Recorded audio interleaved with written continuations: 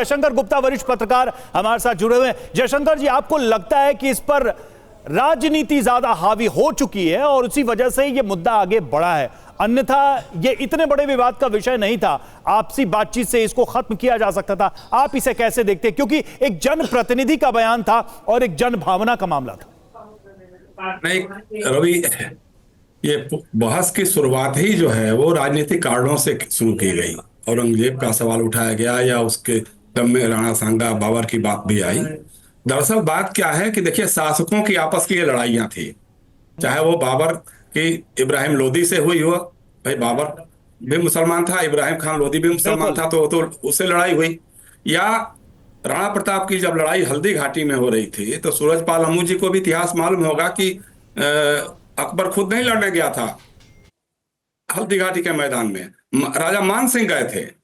अब राजा मान सिंह के बारे में करणी सेना क्या मानती है, क्या नहीं मानती है, क्या करती है, ये हम नहीं कहना चाहते हैं। राणा सांगा एक बहादुर योद्धा थे, वीर योद्धा थे, और इतिहास में जो बाबरनामा में जो बाबर ने लिखा वही भामा शाह थे जिन्होंने महाराणा की मदद की। सर, भामा शाह ने मदद की थी, बिल्कुल सही कह रहे हैं आप। आप भी अगर इनकी भाषा बोलेंगे नहीं, अब बात अब वही दिक्कत है ना। सूरजपाल जी सुन लेते हैं। जब आप बोल रहे थे हम कुछ बोले, सूरजपाल जी आपका हम आदर करते हैं, आप उम्रदराज हैं, पढ़े लिखे हैं, बात करते हैं। देखो, आप पत्रकार हैं, मैं आपका सम्मान करता हूं। नहीं, परंतु सुनने की क्षमता भी रखिए। नहीं, सुनने की क्षमता रखिए। मैं आपका बड़ा सम्मान करता हूं। मान सिंह गए थे कि नहीं? पत्रकारों का बड़ा सम्मान करता हूं। नहीं, अरे फिर आप सम्मान करिए ना, बाद में कर लीजिएगा। गए थे तो हाकिम का सूरी, हाकिम का सूरी भी महाराणा प्रताप के सेनापति थे कि नहीं थे? आप मान सिंह के बारे में आपकी क्या राय है? उस समय ये युद्ध नहीं थे हिंदू मुसलमानों के। मान सिंह के, राजा मान सिंह के बारे में, मिर्जा राजा जय सिंह के बारे में, मिर्जा राजा जसवंत सिंह के बारे में, करणी सेना की क्या राय है ये बताइए। सुनिए, नहीं अभी हमारी बात नहीं हुई है ना। नहीं, सूरजपाल जी देखिए, राणा सांगा पर इतिहास में हम सब कुछ यहाँ पर नहीं चल। सर, मान सिंह को ऊपर जवाब देता हूँ, तो खत्म करिए, मान सिंह और जय सिंह को ऊपर जवाब देता हूँ। नहीं, आप दीजिएगा बाद में जवाब।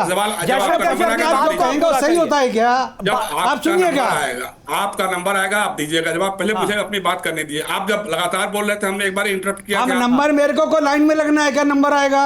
नहीं, सूरजपाल जी लाइन में आएगा तो छोड़ दीजिए। एक एक करके सभी को जवाब देना है। कौम को जगा रहे हैं आप, एक सोई हुई कौम को, दलितों को, आपको पता नहीं है। अगर यही मान सिंह और जय सिंह नहीं होते तो तुम लोग, तुम्हारे नाम के पीछे गुप्ता ना लिखा होता, आप खान लिखा होता। नहीं, देखिए, अरे क्या बात कर रहे हैं? पूरी बातचीत हम इस तरह से मान सिंह और जय सिंह की बात नहीं, सूरजपाल सिंह जी देखिए, मुझे रोकना पड़ रहा है। नहीं, ये व्यक्तिगत लड़ाई नहीं है, एक विषय है जिस पर राजनीतिक बहसबाजी चल रही है देश के अंदर। हम इसलिए ये सवाल लेकर आए, इसलिए नहीं कि कौन क्या है और क्यों है और क्या हो सकता है। ये विषय नहीं आपका है और ना मेरा है, ठीक है। वेदव्रत तिवारी हमारे साथ हैं, इतिहासकार हैं, उनके पास जाना चाहिए क्योंकि वो ज्यादा ऑथेंटिक बात करेंगे इतिहास को लेकर। वेदव्रत जी, सवाल यह है, एक तरफ ऐतिहासिक तथ्य होते हैं और दूसरी तरफ होती है उसकी व्याख्या। क्या यह सारी लड़ाई इतिहास की व्याख्या को लेकर है? तथ्य कुछ और है, व्याख्या कुछ और है, या फिर तथ्य और व्याख्या एक ही जैसी है? जो बयान आया जिस पर इतना विवाद हुआ, उसमें कितनी सच्चाई है? आप क्या कहना चाहेंगे दर्शकों को? जी, ये तो हमेशा से रहा ही है। तथ्य जो होता है उसको सब्जेक्ट टू इंटरप्रिटेशन हमेशा से रहा है, और इसीलिए हमारे इतिहास लेखन में और इतिहास के पठन पाठन में हम स्कूल ऑफ हिस्टोग्राफी की बात करते हैं। जब राष्ट्रवादी इतिहासकार लिखेगा और जब मार्क्सवादी इतिहासकार लिखेगा और जब साम्राज्यवादी इतिहासकार लिखेगा, उसके लेखन में और उसकी व्याख्या करने में बहुत फर्क होगा। लेकिन तथ्य को तथ्य की तरफ लिखा जाए तो ज्यादा अच्छा है। जो अभी हालिया बयान था माननीय सांसद जी का, मुझे हैरानी नहीं है क्योंकि इस प्रकार का इतिहास लंबे समय से पढ़ाया गया है। उसमें एक दो बातें मैं कहना चाहूंगा। पहली चीज तो अगर आप इतिहास को ढंग से पढ़ें तो महाराणा सांगा कोई साधारण व्यक्तित्व तो नहीं है। वो एक बहुत बड़े कुशल योद्धा हैं जिन्होंने लगभग 100 से अधिक लड़ाइयां लड़ी हैं और 40 लड़ाइयां, ऐसी बड़ी लड़ाइयां उन्होंने लड़ी थी। और जहां तक उनको देशद्रोही या बाबर को आमंत्रित करने के लिए बुलाने के जैसे बयान दिया गया, मुझे लगता है इतिहास की थोड़ा इसमें उनकी कमी है। बाबरनामा में ये बात जरूर से मिलती है कि एक प्रतिनिधि मंडल महाराणा सांगा की तरफ से मिलता है, जाता है बाबर से मिलने के लिए। लेकिन मुझे ये बात बिल्कुल समझ नहीं आती है कि ये बात भी बहुत तफ्तीश के साथ नहीं की गई है।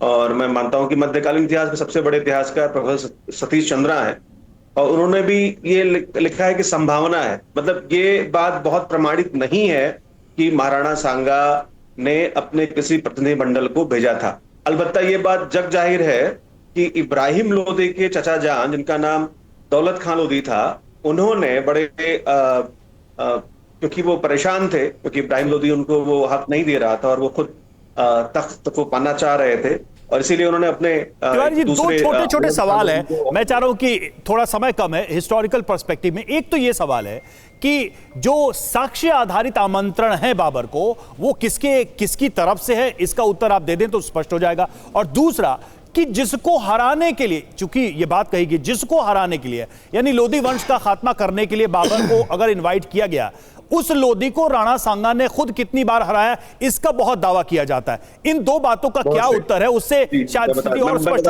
हो। फर्स्ट ऑफ ऑल ये जान लीजिए कि ये सिर्फ बाबरनामा के हवाले से है। इवन सतीश चंद्रा भी इस बात को बहुत स्ट्रांगली नहीं मानते हैं कि राणा सांगा की तरफ से कोई इन्विटेशन गया था। दूसरी चीज, आप वही अगर राणा सांगा अगर बाबर को हिंदुस्तान में बुलाना चाहते तो फिर वो लड़ाई क्यों लड़ते? 1526 में पानीपत की लड़ाई तो हो गई, 1527 में बयाना की एक बहुत बड़ी लड़ाई हुई थी, घमासान युद्ध हुआ था बाबर और राणा सांगा के बीच में। सर थोड़ा आप देखेंगे तो इस युद्ध में बहुत बुरी तरीके से बाबर पराजित हुआ था। ठीक है वेदव्रत जी, क्योंकि वक्त बहुत कम है और इतिहास में बहुत ज्यादा हम अभी बात नहीं कर सकते। इतिहास को लेकर जो मौजूदा हाल है, जो मौजूदा माहौल है, मुझे लगता है इस पर बात करना नहीं, थोड़ा सा एक मुनासिब होगा। सूरज पाल जी, एक मेरा सवाल है। सूरज पाल जी आप बोलिएगा, मेरा एक सवाल आप ही से है। जो बात रामजीलाल सुमन की तरफ से कही गई है राज्यसभा के अंदर, उसके बाद इस बयान को हटा दिया गया कार्यवाही से। जब इस पूरे बयान को एक्सपेंज कर दिया गया था तो फिर इतना बवाल क्यों, फिर इतना हंगामा क्यों? मैं अभी तिवारी जी को सुन रहा था, जो इतिहासकार है, गुप्ता जी को सुन रहा था, जयशंकर जी को। मैं एक बात पूछ रहा हूँ, हमें बचपन से सिखाया गया कि 20 साल के अंदर ताजमहल बना, 20,000 कर्मचारियों ने उसको बनाया, मजदूरों ने, और उन 20,000 मजदूरों के हाथ काट दिए गए कि ताजमहल दूसरा ना बन सके। आज तक तो इस पर कभी चर्चा नहीं हुई। आज जो रामजीलाल की बात पर चर्चा हो रही है, संसद से निकाल दिया उनके बयान को। मैं आपकी बात का जवाब दे रहा हूं मिश्रा जी, परंतु संसद से निकलने के बाद लगातार समाजवादी पार्टी के लोगों ने हम लोगों को कटाक्ष कर करके छेड़ा है। अब छेड़ोगे तो कोई छोड़ेगा क्या? तुम बार बार छेड़ोगे। ठीक है, छोटा सा रिएक्शन हमारे पास, समय बहुत कम है, समय बहुत कम है। तारिक खान साहब, एक बहुत सिंपल सवाल है, क्या पॉलिटिकली इस विषय को पार्टी उठाने जा रही है, इसको आगे ले जाने जा रही है, या इसका कोई समाधान ढूंढने की कोशिश होगी? हमारी पार्टी के सांसद हैं दलित। मैं कह रहा हूं आपने अभी तक उनकी सदस्यता रूपाला और मिश्रा की सदस्यता रद्द करने की डिमांड क्यों नहीं की? यहां पर करें। मैं हाथ जोड़कर विनती करता हूं कि यहां पर उनके ऊपर भी डिमांड करें। उन्होंने उन दोनों लोगों ने इससे अभद्र टिप्पणी की थी, अभी भी वो भाजपा के सांसद हैं, और रामजीलाल सुमन जेल भी चले जाए और उनका मुकदमा भी हो जाए क्योंकि वो दलित। तारिक जी आप करिए, तारिक जी बहुत शॉर्ट में बताइए, माफी तारिक खान चूर होगा, माफी मांग लेते हैं।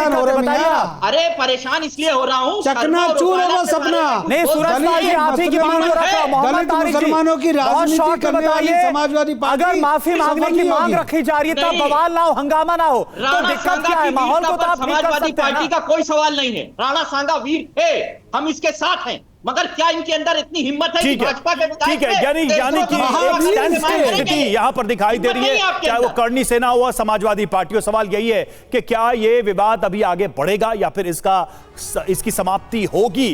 क्योंकि आज जो आगरा में समारोह होने वाला है, उसमें जो संख्या है उसको लेकर कई सारे सवाल उठाए जा रहे हैं। प्रशासन की पूरी तैयारी है। खबर पर हमारी नजर भी बनी हुई है। आप सभी का बहुत बहुत शुक्रिया इस चर्चा में शामिल होने के लिए।